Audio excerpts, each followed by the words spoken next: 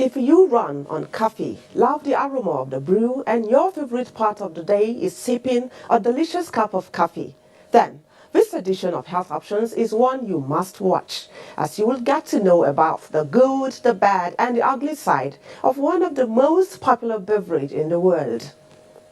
Now, asked to give your opinion on Nigerian nurses, what will it be? Positive or otherwise? Stay with us as we beam our searchlight on quality assurance in the nursing profession. It's glad to have you join us on this week's edition of Health Options. Welcome to the program. I am Rabi Abdullah.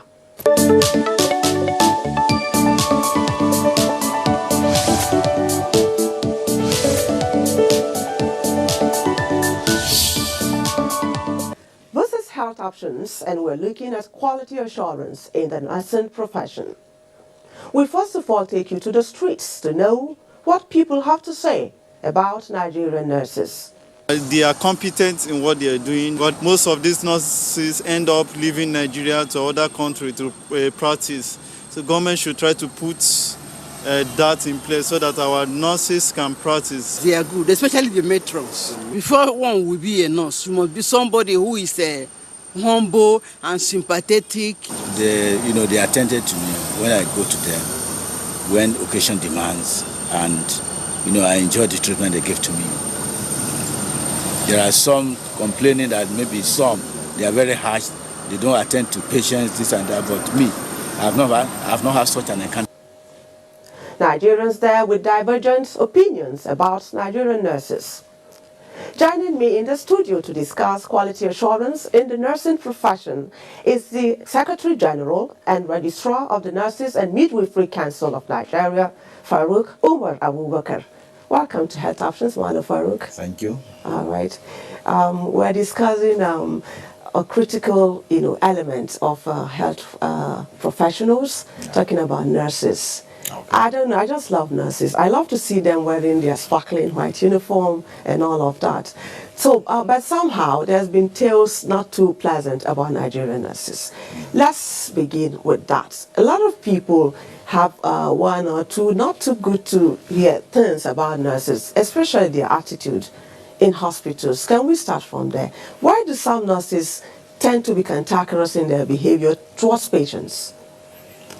All right, thank you very much for giving us this opportunity to speak on this area of our professional endeavor. As you rightly said, the attitude of nurses in the hospital have been a major concern of the public. And these have been a problem that is even given concern to the council. And that's why, in that directions, we have intensified effort to ensure nurses were given adequate training and retraining in terms of their ethics, and ensure that they should be modified in terms of the attitude, in terms of approach while handling patient, because it's the area of concern of patient. And in line with that, we make sure that within the time from your school, you must undergo what is referred as a continuous mandatory professional program that enrich your knowledge and skills, all aim to change their attitude positive toward client and patient when it comes to hospital. And this is what the council has been doing. And in line with that, we also ensure that nurses must attend mandatory professional development program, and that attract a minimum of 6 credits before your practicing license is also renewed. All it is aimed to change their attitude to positive in order to be able to give quality care to the client and public of Nigerians. Okay, so as a council, how do you sanction erring nurses, those who had gone foul of the virtues that Florence Nightingale, stood for? Yeah, as a council, it is clear, the laws that establish the act is clearly state that at each state of federation we have a standing committee referred as the National Military Committee. And these committees is chaired by the directors of each state. And they are expected to coordinate the entire nursing activities, both education and practice. And they are expected, and the members of this committee are the head of nursing in each of the hospitals in that particular state are members, and they are expected to report cases. And periodically, they are expected to visit the hospital and ensure how the nurses work, what are their challenges, and how is their attitude. And the erring ones are expected to be referred back to this committee, and this committee investigated the cases that was reported and sent to the council, because at the council we have a tribunal. And this tribunal is also established to ensure that the erring nurses are punished according to the law. Okay. And this is how we handle cases. Okay, I know that shortage of human resource for health is an issue. It's a global issue, but that is more pronounced in some countries. And we know that Nigeria belongs to those some of those countries that have a shortage of human resource for health. Would you say that we have enough nurses in this part of the world, going by the WHO recommendation, talking about the ratio of nurses to patients? Yeah, I cannot say Nigeria we have enough, but we are not doing bad in terms of productions or training of nurses because in this part of the world. I want to state clearly that averagely Nigeria produces an average about 11,000 nurses and midwives. And that are expected to meet the demands of Nigeria, public or Nigerians at large.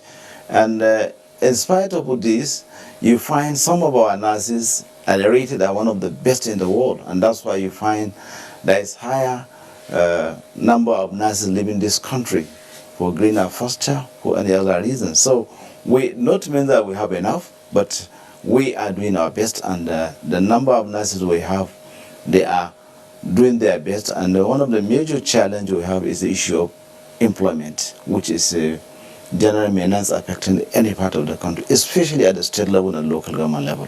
A country that still, records high maternal and child mortality, and knowing fully the critical role that nurses and midwives have to play, especially when we're always harping on the fact that we need skilled attendants at the point of delivery. Yeah. I mean, so how do we close that gap? You just mentioned unemployment. Should we be experiencing that in this critical subsector?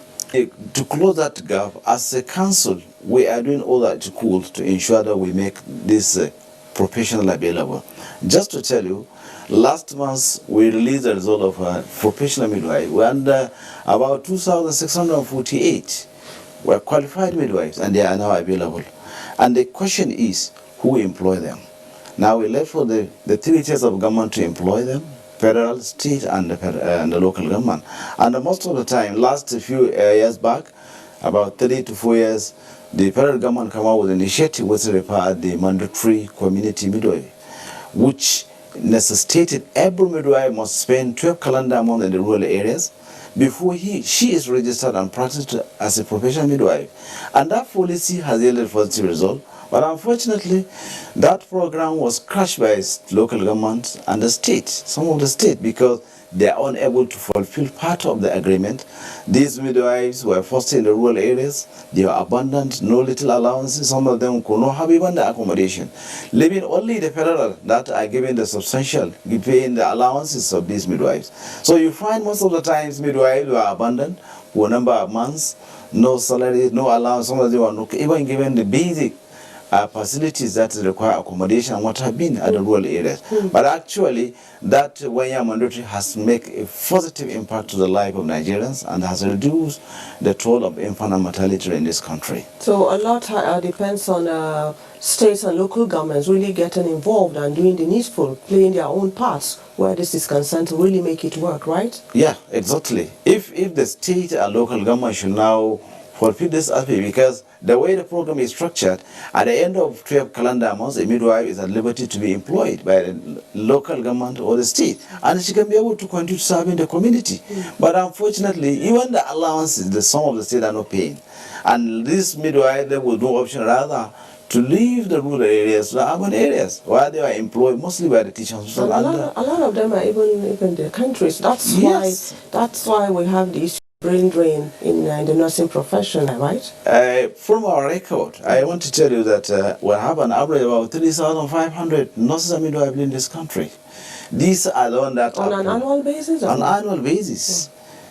That leave this country, these are the ones that apply through the verifications and letter of good standing before they leave. These are the ones that have record. What of all that leave this country through either my sister or undocumented. Undocumented. Wow. These are the one which we have, because Nigerian nurses and midwives, I believe, are one of the best in the world. And most of the part of the world, they are also looking for these nurses and midwives.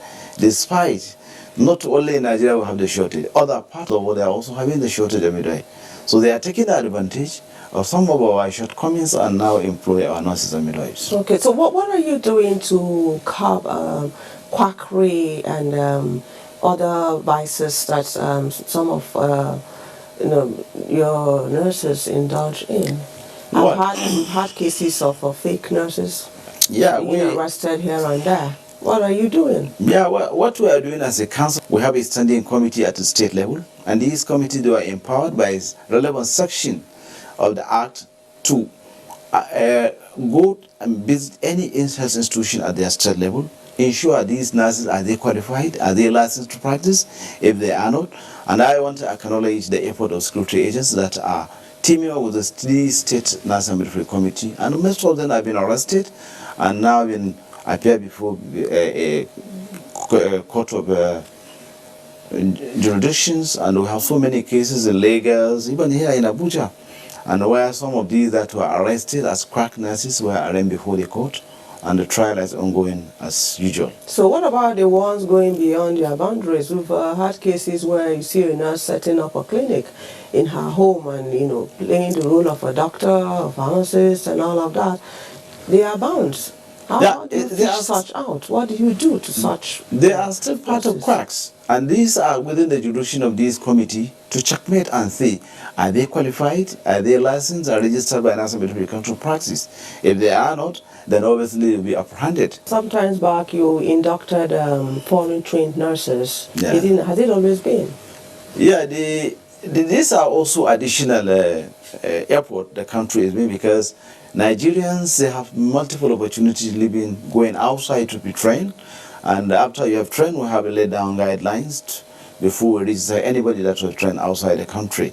And that's what we did after they have undergo 6 months adaptation programs in the selected universities of their interest. They pass the professional examination conducted by National Military Council, then we induct them so that to ensure that we have certified them to work in Nigerian public, that we assure they are competent professionally to practice anywhere in Nigeria and beyond. Okay. That's what we do. What are the qualities of a good nurse?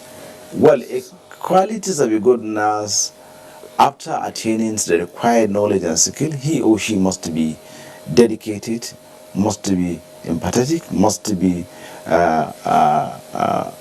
competent, must be hardworking, must be a person who always shows empathy and sympathy while caring for his client at all times. These are some of the qualities of a good nurse. As if I go to the hospital in my pains and a nurse is not helping matters with her attitude, how am I supposed to handle that? Or how are my family members supposed to handle that? Fine. This is that's why we make it open, and even in each hospital we ensure we create what is called the quality assurance.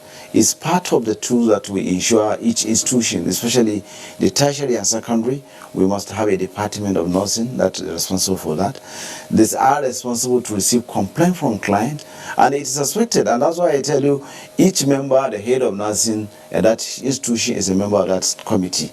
And such cases are expected to be reported as reported by the family members for mishandling, for any other ill treatment that was done. And as long as the case comes out, we have such cases even up to the level of tribunal.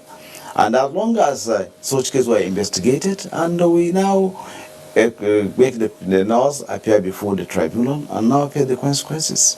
We have a number of different measures up to the withdrawal of licensing of that individual for a number of times for what he did to the client and to the public. So all we are advising the client should be able, or rather endeavor to refer such cases to the head of nursing services of that hospital. And I'm sure they are ready to take relevant sanctions on that area nurse. Okay, just before we go, how many registered nurses do we have at the moment? Presently, we have over 330,000 professional nurses and midwives. Okay.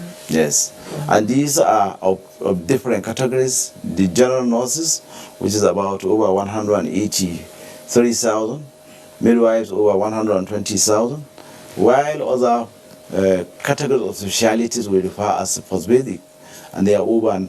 They are different cadres. So this that give us this number of over 330,000 nurses. Okay, so I'm sure Nigerians look forward to having to deal with nurses who show empathy, compassion, all the beautiful things that Florence Nightingale was known for, I guess. Okay, on that note, we thank you so much, Farouk Umar Abubakar, for making our time to join us on Health Options. Thank you very much.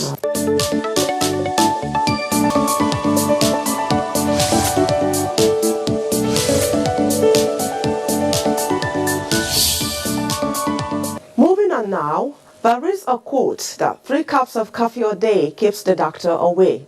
Just as experts have warned that too much coffee consumption can cause serious medical conditions. Interestingly, findings indicate that there is a growing taste for coffee consumption among Nigerians, particularly among the young, middle class and the well-traveled. Join us on Our Nature Scanner as we take you through the good, the bad and the ugly side of coffee. The place of coffee is actually controversial. Controversial scientifically. It's controversial because there are a lot of studies to show that coffee is beneficial to health. There are also a lot of studies to show that coffee can have adverse effect on human health. Health researchers like us conclude that it is safer to encourage people to take coffee in moderate quantities and then discourage people from becoming addicted to coffee. Coffee is generally produced from roasted, ground and roasted coffee beans. And naturally, the process of roasting results in production of so many compounds that are contained in coffee. By the way, coffee contains more than 1,000 different chemical compounds, and many of them are useful, and a lot of them are also of adverse effect to man's health. Caffeine is one of the most popular chemical components of coffee. Caffeine itself belongs to a group of chemical compound we call methylxanthine. Almost all of coffee is absorbed in the stomach and the small intestine, and also distributed to all tissues of the body, including the brain. When people drink coffee, you see, the body has what we call adenosine receptors. Their role is as neuromodulatory agents. In other way, it affects the neurological system, the central nervous system, majorly inhibitory effects. Now, what components of coffee, such as caffeine, does is to antagonize this inhibitory effect of this agent. When it antagonizes it, it means that technically it is stimulating the central nervous system. So we say caffeine stimulates the central nervous system. And stimulation of the central nervous system results in the person becoming agitated. In other words, the person becomes more active. Some people become hyperactive. It goes to tell you why some people will drink coffee and they're no longer able to sleep. It also results in acute increase in blood pressure. or kind of. You see, so we don't call it hypertension at that stage because it's not, it has to be sustained for it to become clinically described as hypertension, but it results in elevated blood pressure.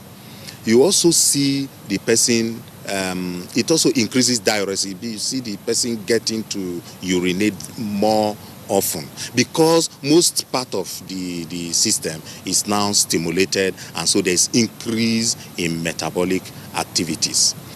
Remember that coffee has very good and pleasant aroma and flavor. Now, so together with the stimulatory effect of caffeine and this aroma, gradually you become addicted to taking coffee. You just have to take coffee all of the time. You become addicted to it. So you begin to come down with the adverse effects of coffee. A standard cup of coffee, which is between 200 to 240 mils or 7 to 8 ounces, contains about 300 to 400 milligrams of coffee.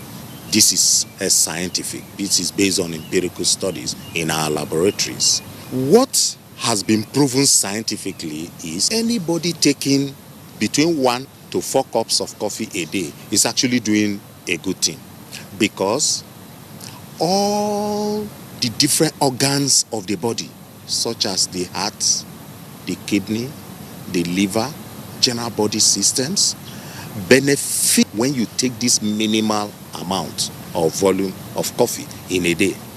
However, scientific studies have also shown that excess of 7 to 10 cups a day is detrimental to health.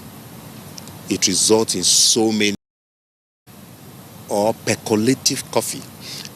When coffee is boiled, like you find in France espressos or Turkish coffees, you are going to have a lot of 2 chemical compounds in coffee being extracted into the coffee in your coffee core. They are called caffeistol and KOL. These 2 compounds have been implicated in cardiovascular problems specifically. This is one of the easiest ways to have elevated cholesterol in the blood, by drinking brewed coffee. In fact, our studies have shown that brewed coffee contains 10 times the amount of caffeistol or KOL or caffeine compared to instant coffees. Fortunately, what I see a lot of us do around our own environment here is not brewing of coffee. I think I see a lot of people just put their coffee instantly, prepare instant coffees and drink. But if you go to many of these countries, and I also know that a lot of our VIPs who travel a lot to those parts of the world have copied it into Nigeria, because I've been in the office of a very big man where the secretary was actually brewing coffee, and everybody in the waiting room knew that something serious was being prepared. Unfortunately, the big man was actually preparing for death more quicker than he should do by doing that kind of a coffee preparation. Some of the problems that we also get from people that consume a lot of coffee is they are not just coffee drinkers. They are also alcoholics and cigarette smokers. So any cigarette smoker or an alcoholic who is a coffee drinker is actually moving gradually to the grave, and is the one that is preparing it for him or herself, because nicotinic acid is one of the chemicals in coffee, and cigarette smoking has a lot of nicotine. So these are the complexities surrounding this beautiful gift of nature, which we can use to the benefit of ourselves, but which, like we say in pharmacy, that every drug is a poison depending on the dosage or dose which you use.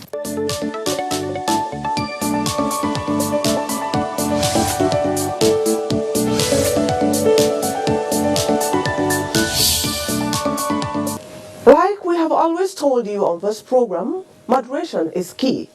But sipping coffee in reasonable amounts just might be one of the healthiest things you can do. Sticking to those boundaries shouldn't be hard for coffee drinkers in this part of the world. This is where we wrap up this edition of Health Options. You can watch the upload of these and other episodes of the program. Email us for your comments and contributions at healthoptions@nta.gov.ng. My name is Rabi Abdullah. Thanks for watching. Bye for now.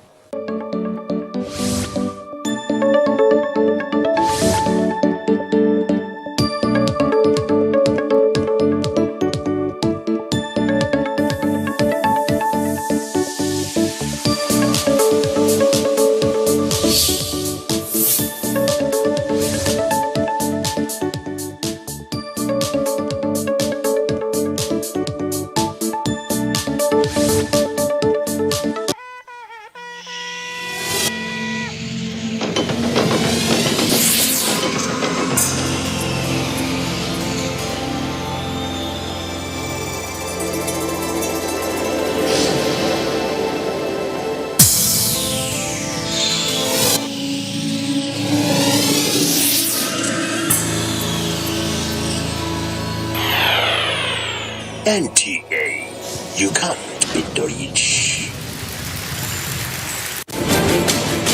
Zuma Film Festival 2019. Theme: Content Connectivity. Date: 1st to 7th December 2019. Venues: Jabi Lake Mall and NAF Conference Center, Abuja. Submission of film entries opens July 1st and closes October 30th, 2019. All film entries are to be submitted through the Film Freeway, www.filmfreeway.com/Zuma Film Festival. For sponsorship, partnership, participation, and other inquiries, please call 003-3146-842 or 003-6740997 or 006-3390-420. Visit zumafilmfestival.gov.ng or email zumafilmfestival@gmail.com. Nigerian Film Corporation, powering possibilities. You